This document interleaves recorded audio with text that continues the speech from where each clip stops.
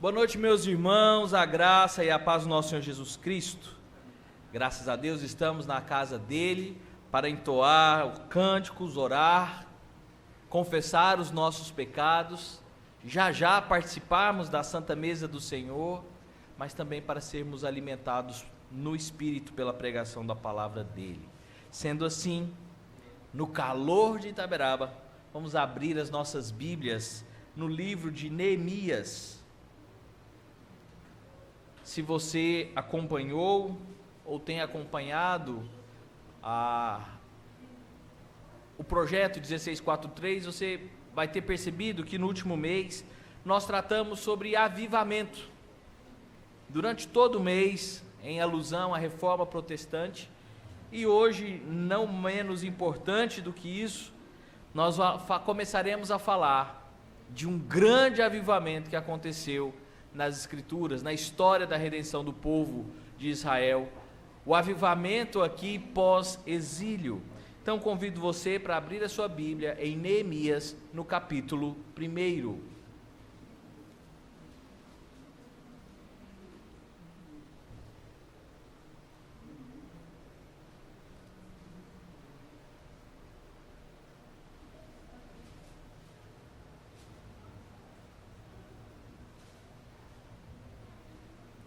Crianças, acharam?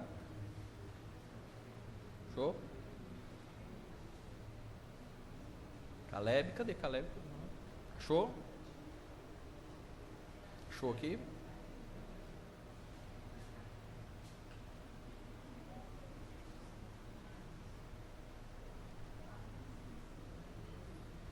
Neemias, no capítulo 1. Assim diz a palavra do nosso Deus.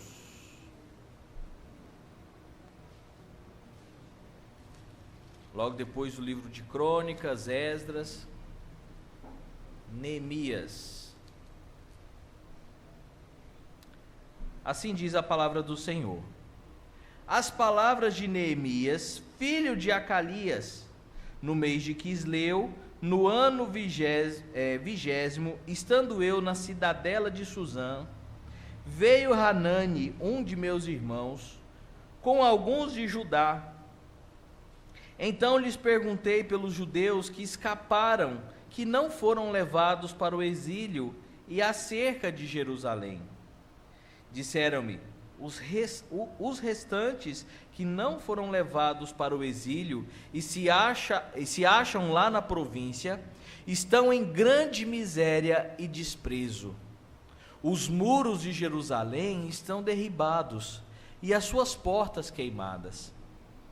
Tendo eu ouvido essas palavras, assentei-me e chorei. Lamentei por alguns dias e estive jejuando e orando perante o Deus dos céus. E disse: Senhor, Deus dos céus, Deus grande e temível, que guardas a aliança e a misericórdia para com aqueles que te amam e guardam os teus mandamentos.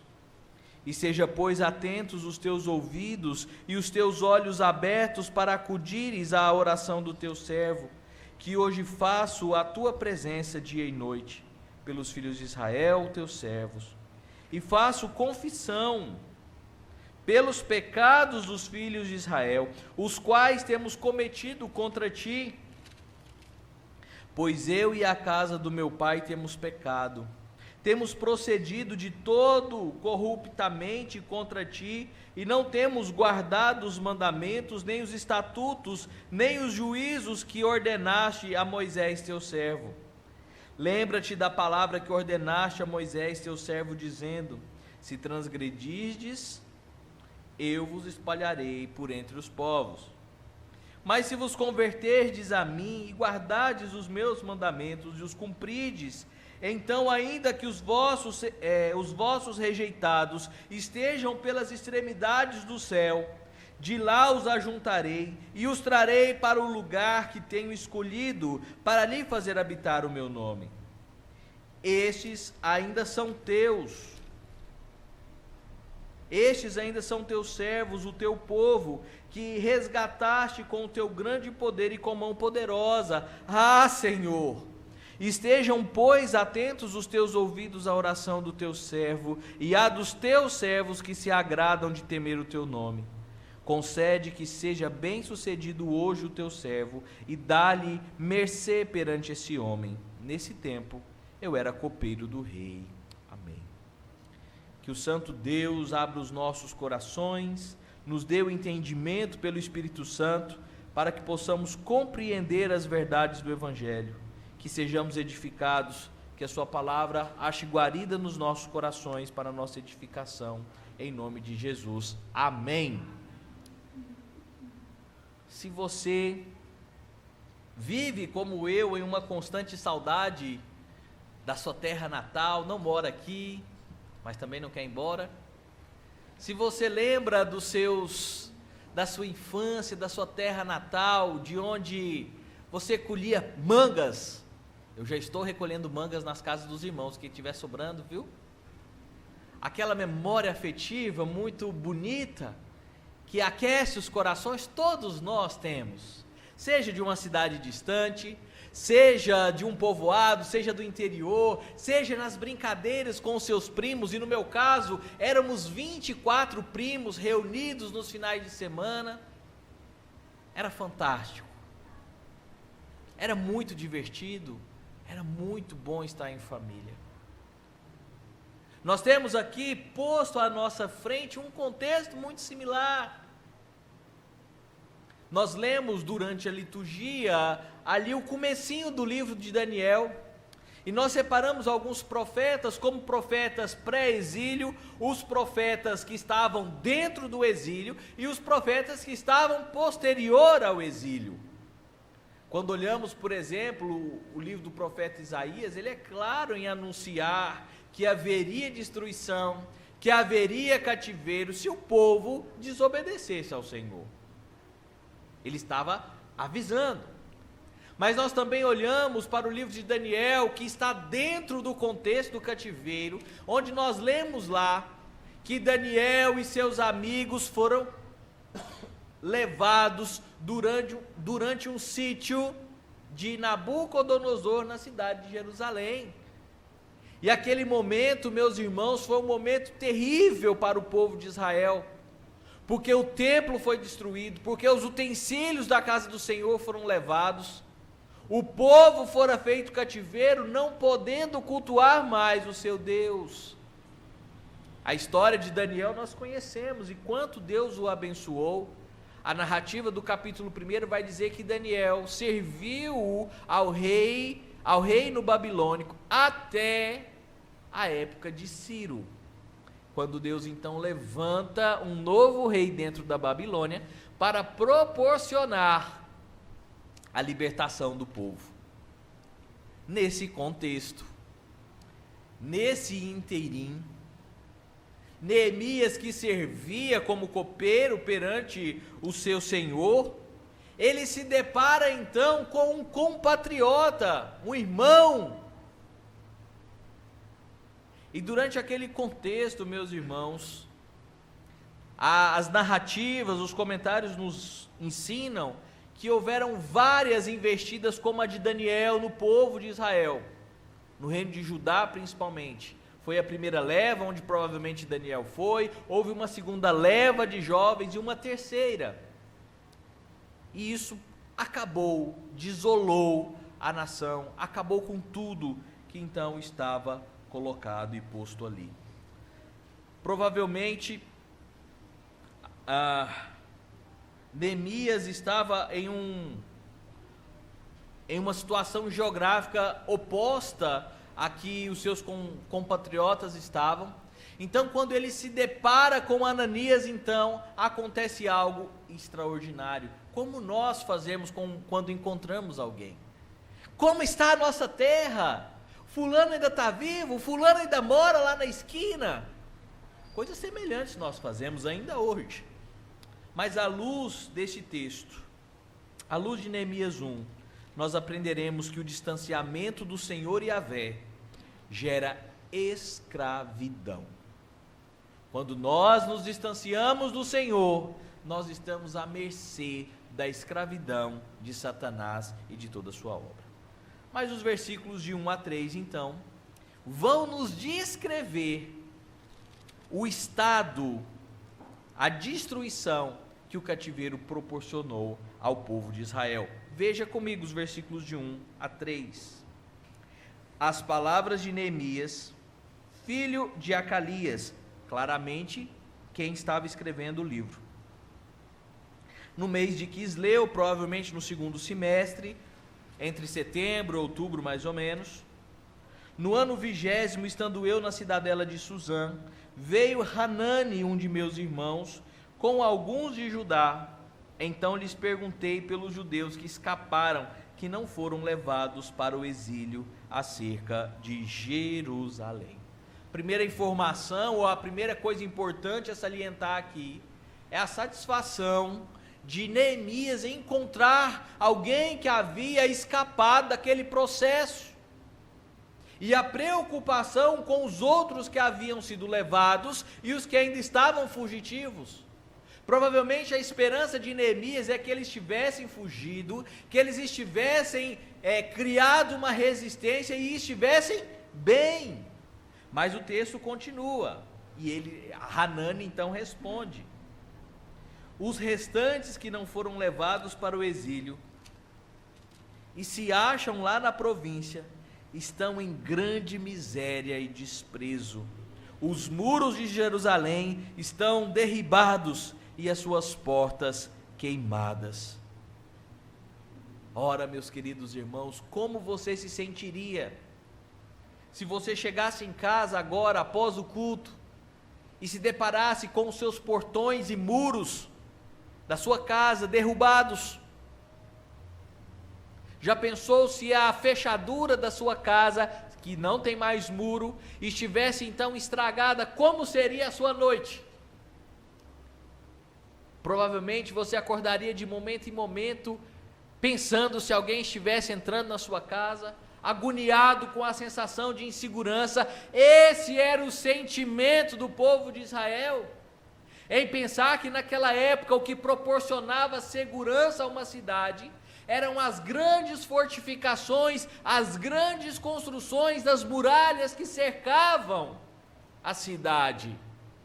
E agora não somente os muros, mas também os gloriosos e poderosos portões haviam sido destruídos, queimados.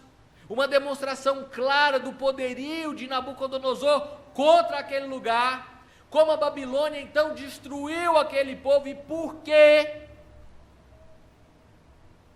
Porque o povo se afastou do Senhor, porque o povo havia se esquecido, e como a memória do povo é rasa, não há muito tempo, o povo ainda falava sobre o que havia acontecido no Egito, de como, e aqui logo à frente, Neemias lembrando na sua oração, lá no versículo 10, ele vai dizer: estes ainda são os teus servos e o teu povo, que resgataste com o teu grande poder e com poderosa mão.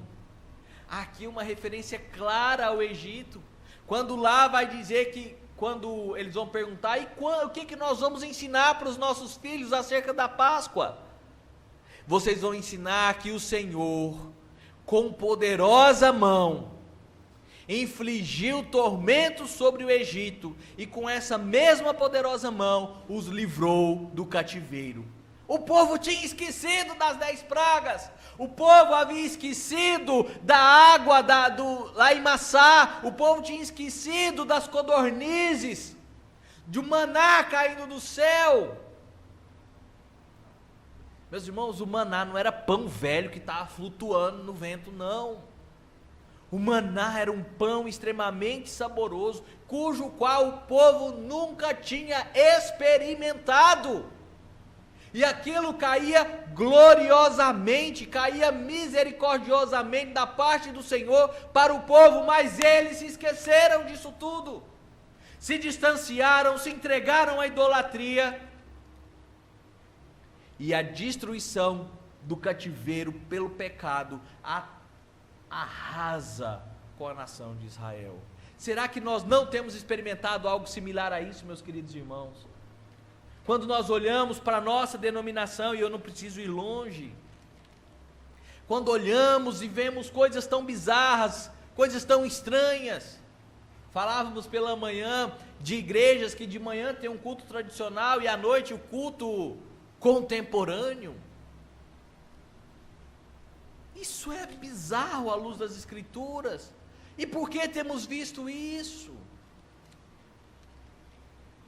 Porque, meus irmãos, o povo tem se afastado, o povo tem menosprezado a suficiência das Escrituras, o povo tem menosprezado a soberania do Senhor, e isso é a receita certa para a destruição e assolação.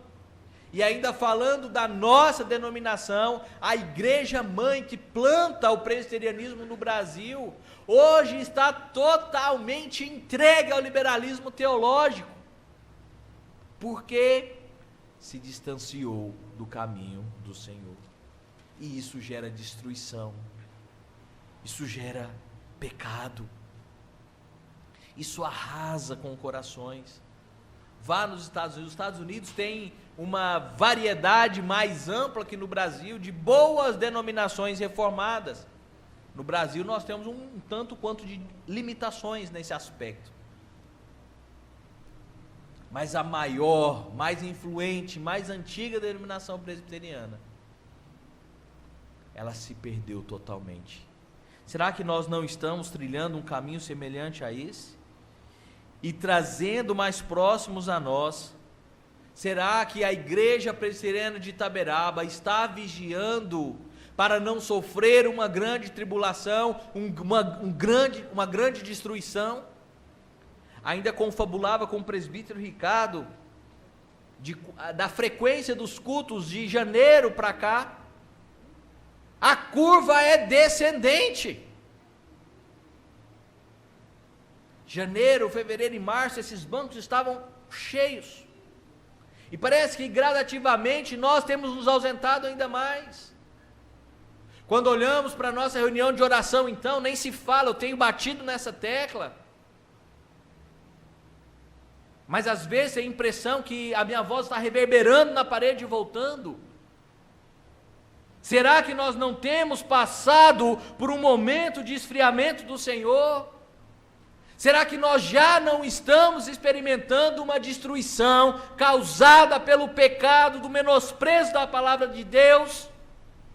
E o que proporcionou essa destruição? A triste notícia bate nos ouvidos então de Neemias, gera uma grande miséria no povo. O povo estava passando fome, o povo estava humilhado, o povo estava arrasado.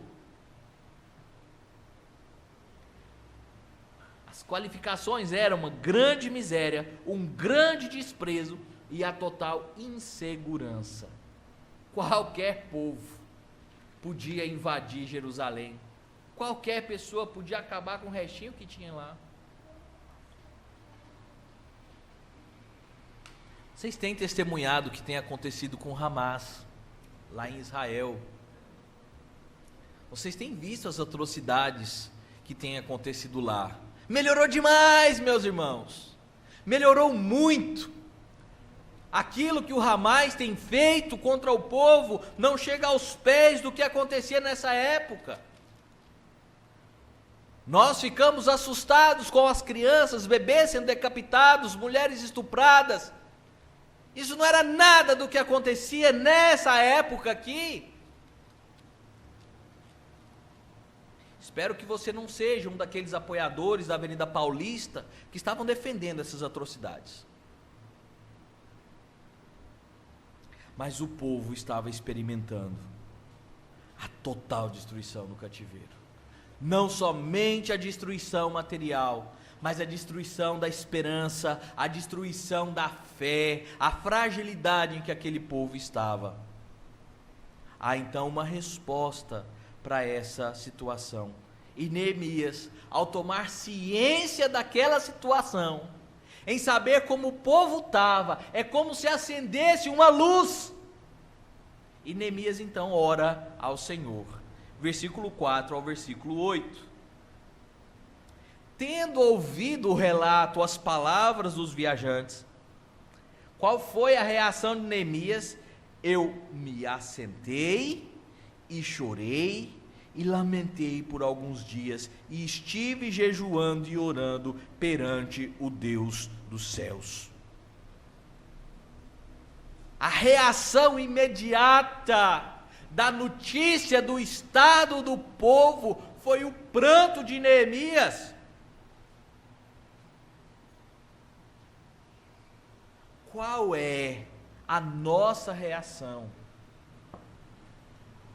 em saber que um irmão está em pecado?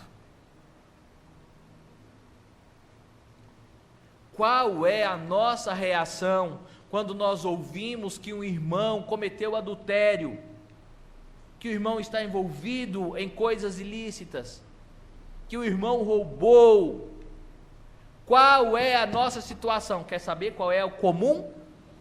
Eu sempre soube, ele nunca me enganou.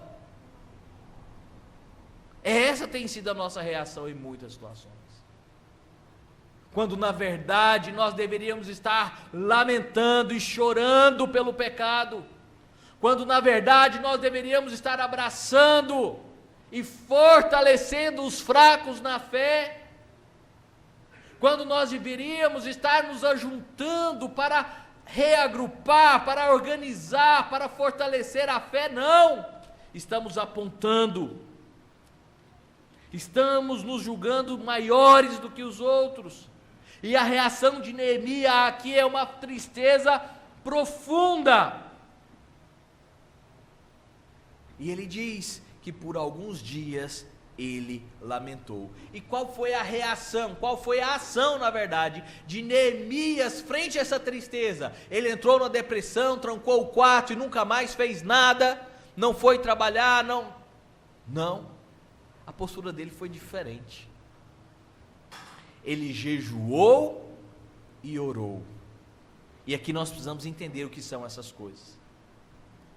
Nós temos um conceito moderno de jejum muito deturpado. Não é incomum você ouvir pessoas dizendo assim: eu vou fazer um jejum de Coca-Cola. Se você já fez, não faça de novo. Me dê a Coca. Eu vou fazer um jejum de açúcar. Eu vou fazer um jejum de 3 dias. Tudo bem que eu sou diabético, mas vou fazer um jejum de 3 dias. É uma sentença de morte. Não foi assim que o Senhor prescreveu. O que é o jejum, meus irmãos? O jejum é um ato de adoração perante o Senhor, onde nós de fato mortificamos a nossa carne. Nós nos abstemos de algum alimento, nos abstemos de alimento e água por um determinado tempo. E não adianta você sair de casa de manhã e falar: vou fazer um jejum das 6 da manhã às 6 da tarde, porque eu vou estar trabalhando, eu vou entreter minha cabeça e não vou nem pensar em comida. Isso não é jejum. E o tempo do jejum também não é importante. Em que sentido? O jejum é um tempo de mortificação da carne e fortalecimento do espírito. Enquanto você estiver em jejum, você deve também estar em quê? Em oração. Por isso eu louvo a Deus se você tirou 24 horas de jejum, mas eu espero que esse tempo seja um tempo de devoção, de leitura da palavra, de oração, de lamento pelo pecado, porque não adianta ser diferente. Se você for fazer um jejum, que seja de meia hora, de 40 minutos, de 3 horas, que seja um tempo em que você vai se dedicar à oração. Não é que você vai ficar andando igual monges, não. É a ideia de que aquele tempo é um tempo que você separou para meditar na palavra, para meditar sobre o problema que você está passando ou a causa pelo jejum. Mas isso é para fortalecer o seu espírito. Se você é diabético, você não pode fazer um jejum de 24 horas, meu irmão. Não pode. A Bíblia diz que Jesus jejuou um longo período que para nós seria impossível. Mas por que Jesus conseguiu? Porque ele não era somente 100% homem, ele também era 100% Deus. E aquele tempo todo em que Jesus esteve em jejum, ele estava na presença do Pai. Você sai de casa, toma seu café ali por volta das 6 horas da manhã. 9 horas da manhã você está dando branqueira, de fome.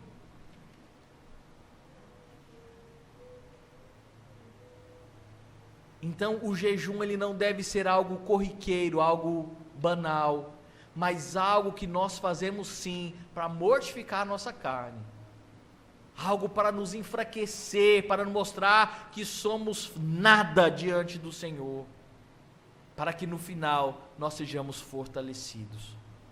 E o jejum então está atrelado intrinsecamente com a oração. Se você vai jejuar como Neemias, jejue orando, estando diante da presença do Senhor. E isso ele estava fazendo em prol do povo, em prol da tristeza profunda em que ele estava passando. E durante esse processo de oração, e observem que a sequência do texto agora, até o final, é uma sequência de quê? É uma oração, é uma conversa de Neemias com o Senhor. E ele vai falar, lá no versículo 5, e diz, ele jejuou e disse a quem? Ah, Senhor Deus dos céus, Deus grande e temível, que guarda as alianças e a misericórdia para com aqueles que te amam e guardam os teus mandamentos. O Deus que nós servimos é um Deus que se esquece? Não. É um Deus que pode voltar atrás na sua palavra? Jamais. E Neemias na sua oração estava se atendo a essa questão. Quando ele faz essa oração, Senhor, e é tão impressionante, que é muito similar à oração que Moisés vai fazer, quando o povo desobedece.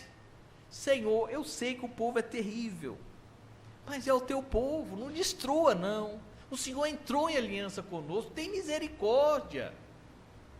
A mesma oração é feita por Neemias aqui. Lembra-te, Senhor, das tuas misericórdias, lembra da aliança que o Senhor estabeleceu com o seu povo. Quando essa aliança foi estabelecida? Antes da fundação de todas as coisas, antes do estabelecimento do mundo, Deus havia entrado em aliança com o seu povo. E Neemias, ciente de todas essas coisas, clama ao Deus de Israel, o Deus dos céus. Quer ver mais algo interessante? Quando vamos lá para o livro de Daniel, quando o Senhor começa a fazer aquelas coisas extraordinárias com Daniel e seus amigos, há uma frasezinha importante que é dita ali. Nabucodonosor, ele reconhece que o Deus de Daniel e seus amigos é o Deus é o Rei dos reis, e não rei de reis, como o próprio Daniel estava acusando Nabucodonosor. Ele reconhecia que Deus estava acima de todas as coisas, e aqui mais uma vez é colocado o Senhor no seu devido lugar. Versículo 6: estejam, pois, atentos os teus ouvidos e os teus olhos abertos, para acudires à oração do teu servo, que hoje faço na tua presença dia e noite, pelos filhos de Israel, os teus servos. E aqui a chave mestra: e faço confissão pelos pecados dos filhos de Israel, os quais temos cometido contra ti, pois eu e a casa do meu pai temos pecado, temos procedido de todo corruptamente contra ti, não temos guardado os mandamentos, nem os estatutos, nem os juízos que ordenaste a Moisés teu servo. Lembra-te da palavra que ordenaste a Moisés teu servo, dizendo: se transgredirdes, eu vos espalharei por entre os povos. E aqui algo fabuloso, e às vezes nós esquecemos disso nas nossas orações culticas. Quando nós oramos aqui, confessando os nossos pecados, diretamente nós não estamos confessando os nossos pecados particulares. A oração pública de confissão dos pecados é uma oração que corporativa. Nós estamos pedindo perdão pelos pecados que a igreja, como corpo de Cristo, tem transgredido. Nós estamos nos arrependendo por não sermos um corpo decente ao Senhor. Se fôssemos comparar com os nossos corpos hoje, né? Seríamos um corpo bem fofinho, sedentário, cheio de todas as ozes, cheio de todas as ites. Será que é esse corpo doente que o Senhor quer? Será que não está na hora de então, de corporativamente buscarmos o remédio que é a palavra do Senhor, para nos fortalecermos, para crescermos, para criar uma imunidade contra o pecado? Ele reconhece o pecado corporativo do povo de Israel. Observem, Neemias está numa situação onde ele não tinha cometido nenhum tipo de idolatria. Ele não tinha transgredido diretamente a lei do Senhor ali naquele momento. E qual é a oração dele? Senhor, nós, povo de Israel, temos transgredido a tua lei, mas nos perdoe, ó Pai, segundo a tua misericórdia. Ele reconhece esse pecado corporativo, ele reconhece a corrupção do povo. E se você observar atentamente lá em Êxodo, quando então na narrativa do cativeiro do Egito, por que então depois de 400 anos, Deus se volta a Moisés e diz: o clamor do meu povo chegou até mim. Quer dizer que Deus estava dormindo 400 anos? Quer dizer que Deus não estava atento ao sofrimento do povo de Israel nesses mais de 400 anos que esteve sob cativeiro no Egito? Claro que não, meus irmãos. O castigo de Israel no Egito tinha data certa, e é Deus quem o sabia. E quando chegou o momento de tirar a disciplina do povo de Israel, ou pelo menos a primeira, o Senhor levanta Moisés e diz: Moisés, o clamor do povo chegou até mim, tu vai tirar o povo de lá, e eu vou dar os meios para isso. E por que isso Deus resolveu? Porque Deus agiu, porque o povo já estava se corrompendo, o povo já estava se misturando às práticas egípcias. Prova disso é que quando na primeira dificuldade que o povo de Israel faz, Moisés, eu sabia, Moisés, que eu não devia dar ouvido para você, era melhor ter ficado escravo, pelo menos a gente tinha que comer e dormir. Agora a gente está no deserto, no meio do nada, encurralado no mar que não dá para atravessar. A prova de que o povo de Israel já estava se afeiçoando à cultura egípcia. Sabia que essa comodidade, que essa afeição tem acontecido na igreja hoje? Nós temos gostado daquilo que tem entrado na igreja. Nós estamos adormecidos e o mundo tem ganhado território em nosso meio. Acordemos, meus irmãos, saiamos dessa letargia mortal, para que a corrupção do mundo não entre portas adentro. E por fim, Neemias confessa que o povo se esqueceu da lei, que o povo não observou a lei, e ele faz menção ao que? Ao texto de Levítico 26:33, que diz assim: espalhar-vos-ei por entre as nações, e desembainharei a espada atrás de vós, e a vossa terra será desolada, e as vossas cidades serão desertas. E aqui ele repete, lá no versículo 8: se transgredirdes, eu vos espalharei por entre os povos.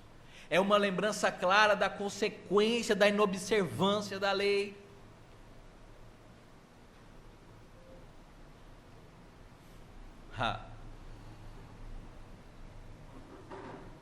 O que o homem tem feito quanto à lei do Senhor? O homem olha para aquilo que Deus prescreveu,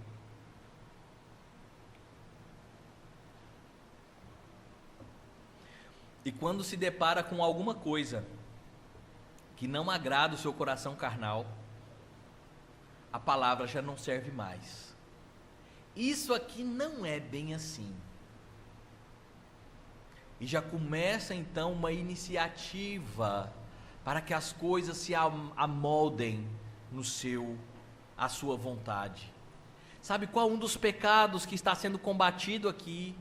Sabe qual é um dos pecados que está sendo tratado no cativeiro babilônico? O casamento misto. Nós estamos à porta aí de 2 casamentos que não são mistos. Estão as portas, cadê Duda também? As portas, louva a Deus por isso. Porque se esses irmãos estivessem na situação do cativeiro aqui, se eles estivessem no pecado de estarem se misturando com o mundo, a palavra de Deus é clara, e a metáfora utilizada aqui é, Deus dizendo, e eu estaria atrás com a minha espada desembainhada.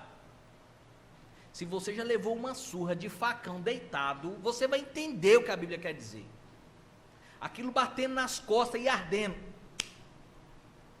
Melhor se cortasse.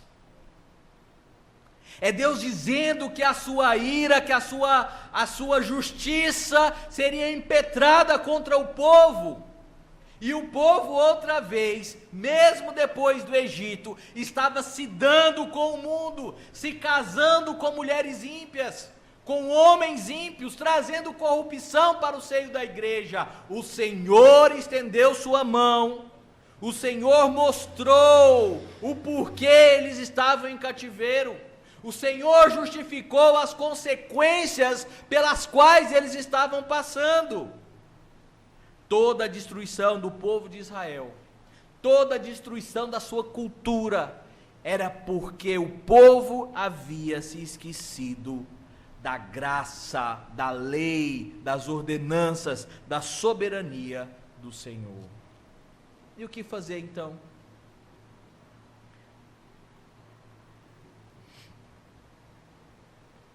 Eu vi um Instagram essa semana, ontem para ser preciso, de uma menina que foi, eu não entendi todo o contexto, mas eu acho que ela foi encontrada por um par homossexual, 2 rapazes. Eles a encontraram na rua, uma menina de 15 anos, grávida, que havia sido expulsa de casa. Por quê? Essa menina de 15 anos tem um apelido de tia, porque ela sempre foi a mais careta da turma, das suas amigas. E um certo dia ela cedeu aos convites e foi para uma festa, e lá foi drogada, foi estuprada e engravidou. E por esse motivo, a mãe a expulsou de casa, grávida com 15 anos. E esses rapazes então a acolheram, uma irmã veio, acompanhou o parto, e ela cuida do seu filho hoje. E eu fiquei me perguntando, qual é a nossa reação frente à desobediência severa dos nossos filhos? Não estou dizendo quando eles quebram a porcelana importante, quando eles quebram um eletrodoméstico.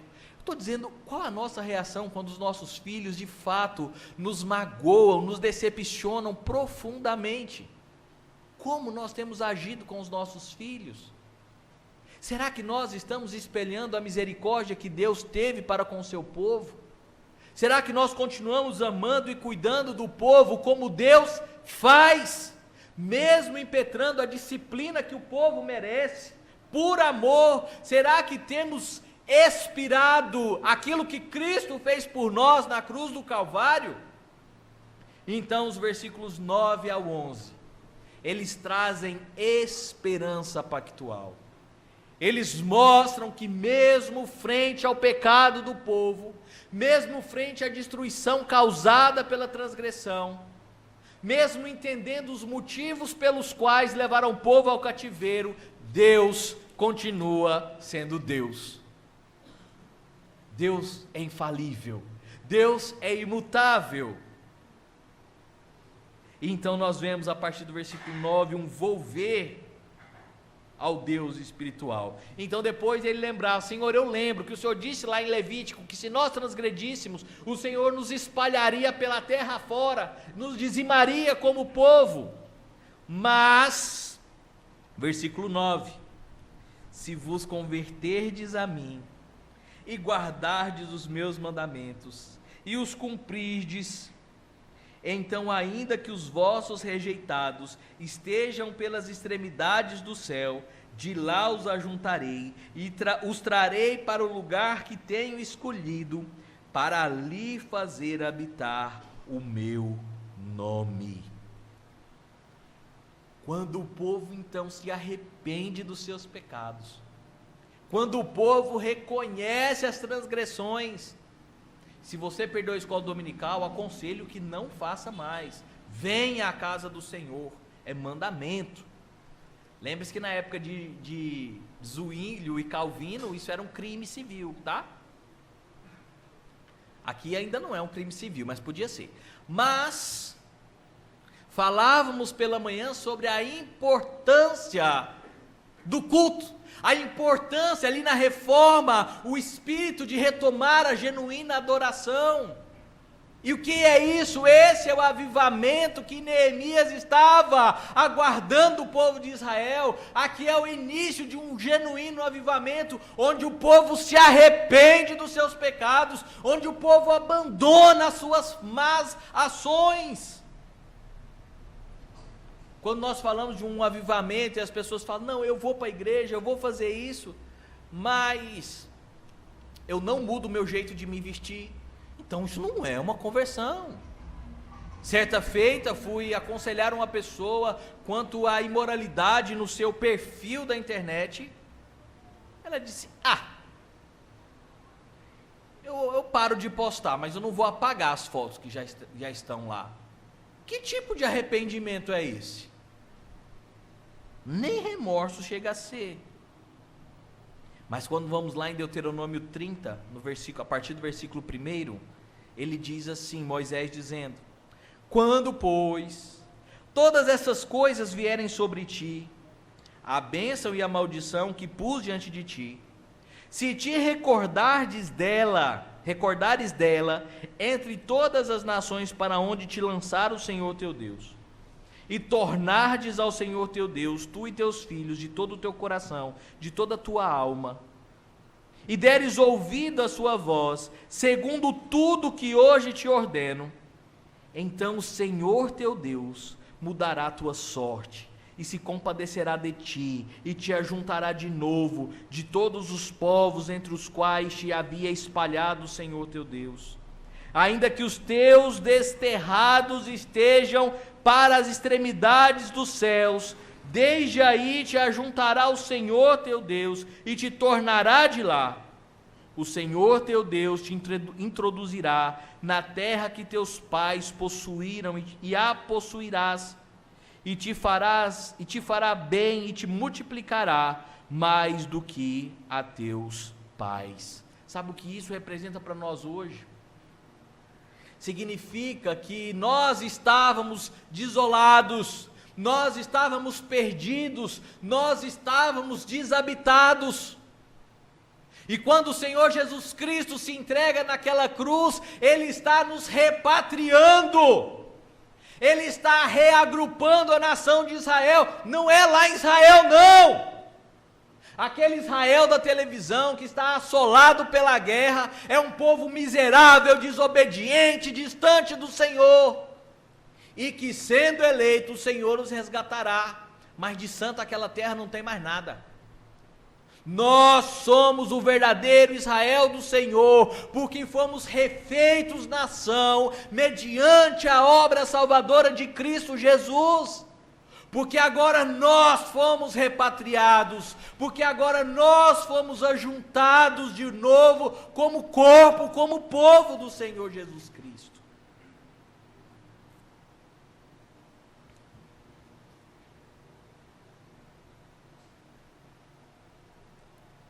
Versículo 10.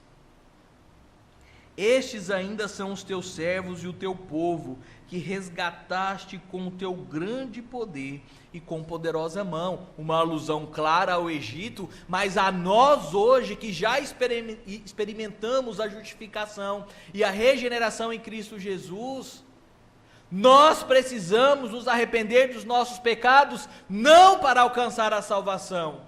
Nós precisamos nos arrepender dos nossos pecados, porque já fomos comprados, porque já fomos lavados, porque já fomos salvos. Essa é a condição desse cidadão da Nova Jerusalém. Essa é a situação do novo Israel.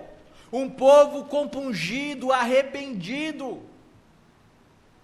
Um povo que não mais agrada a Deus com sacrifícios, mas agrada a Deus com obediência à sua palavra. Você tem agido assim? Você tem sido um bom cidadão dos céus? Mesmo não estando lá ainda? Mas você sabe que o seu ingresso já foi comprado. Você sabe que a sua estada já foi garantida pelo sangue vestido de Cristo Jesus naquela cruz. O que prova aqui, meus irmãos, é que a nossa infidelidade não abala a fidelidade do Senhor. O que prova aqui é que Deus não é passional, que Deus não é falho como nós somos e que retribuímos o mal com o mal, mas que Deus é misericordioso e derrama suas bênçãos, mesmo sendo um povo rebelde, mesmo sendo um povo desobediente, Ele nos disciplina, porque nos ama, e nos traz de volta para o aconchego do seu lar, porque somos feitos filhos dele em Cristo Jesus. Ainda há tempo da igreja se arrepender. O versículo 11, fechando o primeiro capítulo, diz: Ah, Senhor, estejam, pois, atentos os teus ouvidos à oração do teu servo e à dos teus servos que se agradam de temer o teu nome. Concede que seja bem sucedido hoje o teu servo e dê-lhe mercê perante este homem. Aqui Neemias está falando, como nós poderíamos falar, dos moradores, dos israelitas.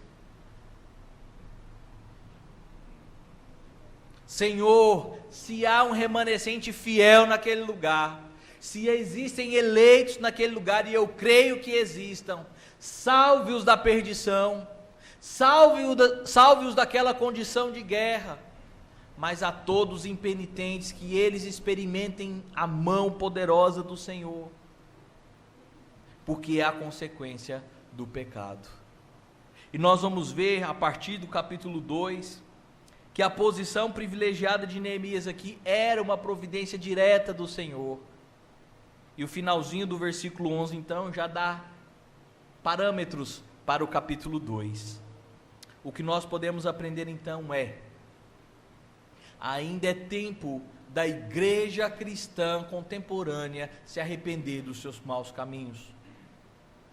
Aprendemos a importância do jejum e da oração do povo do Senhor, a importância de odiarmos o pecado e nos agradarmos da lei do Senhor e meditar nela dia e noite. Aprendemos que a consequência do distanciamento do Senhor gera morte e destruição. Que o Senhor então lave os nossos corações, que o Senhor, como poderoso e soberano que é, nos ajude a nos volver os pensamentos como igreja, e como igreja possamos louvar e glorificar o seu nome dominicalmente, e que nada venha nos enfraquecer, mas que nos fortaleçamos para a honra e glória ao Senhor. Amém.